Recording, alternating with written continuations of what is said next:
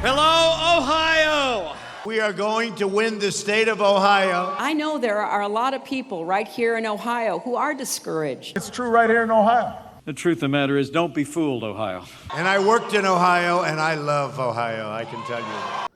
Are you toying with us? I mean, it is always Ohio. Starting right here in the Buckeye State. If we win Ohio, this race is over. You don't need to watch Pacific time, Mountain time. Ohio is checkmate. Ohio, in case you hadn't guessed, traditionally a bellwether state in U.S. elections, big time. Whoever wins Ohio usually wins the White House.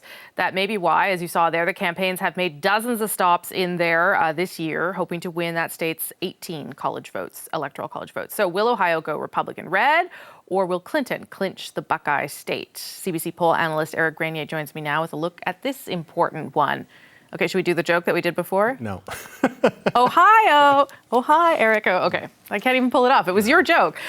Tell us, I've given a sense of why Ohio is so important, but tell us why. It's very important for Donald Trump. No Republican has won the White House without Ohio. Aha. And it also is a state where you can imagine Clinton winning without Ohio. It's very hard to imagine Trump being able to do that, because if he's not winning Ohio, which is traditionally more Republican than the nation, then he's probably not winning other states in the Midwest like Wisconsin or Michigan or Similar Pennsylvania. Kinds of places, yeah. And then at that point, it's very hard to see where he's getting these electoral college votes elsewhere. Okay, so as I've been asking you, who won in 2012? Not that that's going to tell us anything necessarily for this time round, but remind us. Well, Obama won it by 3 points in 2012. He also won it in 2008. Now, when you look at the map, there's a lot of red there, and that's because Obama won the cities. He won, and I'm very excited to say this on television, Cuyahoga County, which is Cleveland. Well done, he won sir. that Well done. he won that by 39 points in 2012. He won Columbus by 22 points, and really that made the difference. So for Clinton, it's the same kind of thing she would need to do, is win those cities. But right now, while Obama won it by 3 points in 2012, right now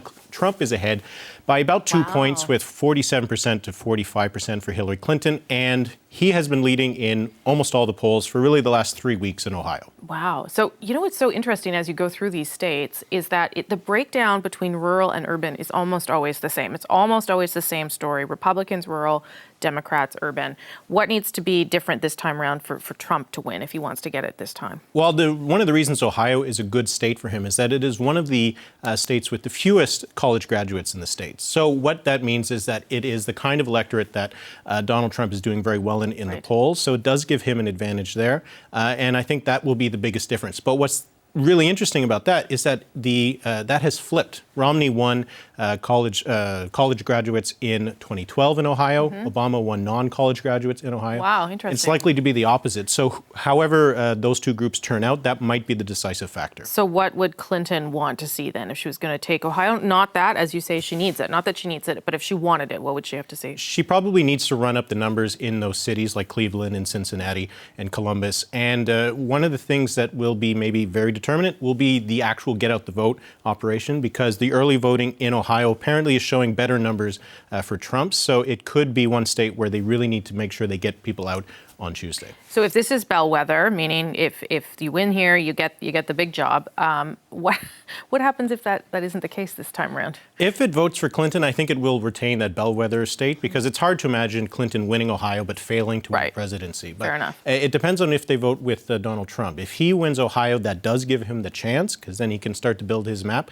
But it's also very easy to imagine a scenario where he takes Ohio but fails to win the presidency. That's currently how we have it in the polls right now. What time do polls close in Ohio, I wonder? Because that's going to be our big indicator, I guess, Yeah, right? it's going to be, I checked 9? I think it's 8 or 9 o'clock. Okay, but it will be those, check. I think by the time that we get to the 9 o'clock hour, that's when we'll have a very good idea where the things are going.